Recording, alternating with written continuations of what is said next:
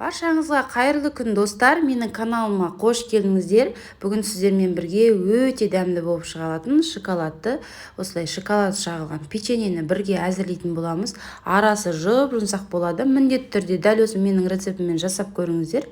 Және видеоны соңына дейін қарап, каналыма тіркелмеген болсаңыздар, тіркеліп қоюды ұмытпаңыздар. Сонда менің видеоларымды жіберіп алмайтын боласыздар. Ең алдымен қажетті заттарымызды дайындап аламыз. Ол үшін бізге ұнды алдын ала електен өткізіп алыңыздар.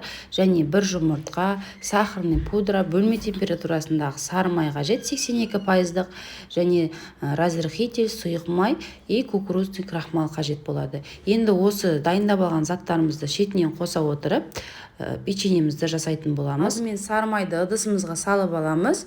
Үстіне сахарный пудраны себеміз және миксердің көмегімен осылай аппақ болып ағарғанша кішкене миксердің көмегімен жақсылап миксерлеп аламыз. Мінекей осылай ағарады. Енді осы массаның үстіне бір жұмыртқаны салып аламыз. Және үстіне сұйық майды құямыз. Және кукурузный крахмалды қосып, тағы да миксердің көмегімен барлығын жақсылап араластырып алатын боламыз. Құрамындағы заттарын описание бөліміне қалдырамын, төбетінен қарасаңыздар болады. Мінекей бізде осындай аппақ масса пайда болды. Енді үстіне разрыхительді қосамыз, және ұнымызды барлығын бірден қоса салмаймыз, шетінен қоса отырып, осылай алғашында қасықтың көмегімен араластырамыз. Кейіннен қолымызбен илеп қамырымызды илейтін боламыз. Бізде өте жұп-жұмсақ қамырымыз пайда болады. Басында бірікпейтін сияқты болып көрінгенмен, ең соңында барлығы бірігеді және арасы өте керемет болып шығады. Сондықтан қорықпай дәл осы рецептпен жасай беріңіздер. Мінекей бізде осындай жұмсақ қамырымыз пайда болды.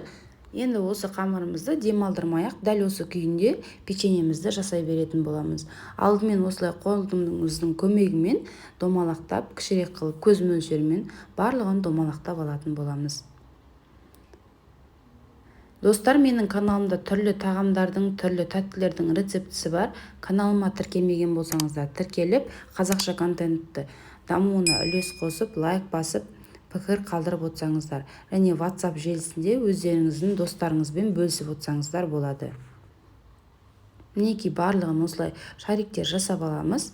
Енді жасап алған шариктерімізді осылай домалақтап, тура видеодағыдай жасап аламыз. Сонда бізде осындай формалар пайда болады. Қайталап көрсетейін, өте оңай. Қолдың көмегімен кішкене осылай екі бетін аунатамыз. Сол кезде бізде осындай әдемі формаларымыз дайын болып шығатын болады. Жасалуда, құрамы да өте қарапайым. Міндетті түрде отбасыларыңызға жасаңыздар. Әсіресе балаларымыздан бір жасағаннан мүлдем қалмайтын болады. Барлығын тауысып қойды. Өте керемет печеньер. Сондықтан жасап көруге кеңес беремін. Мінекей барлығын жасап алдық. Енді осындай шанышқының көмегімен бетінен бір басып шығамыз. Ол бізге әдемілік үшін.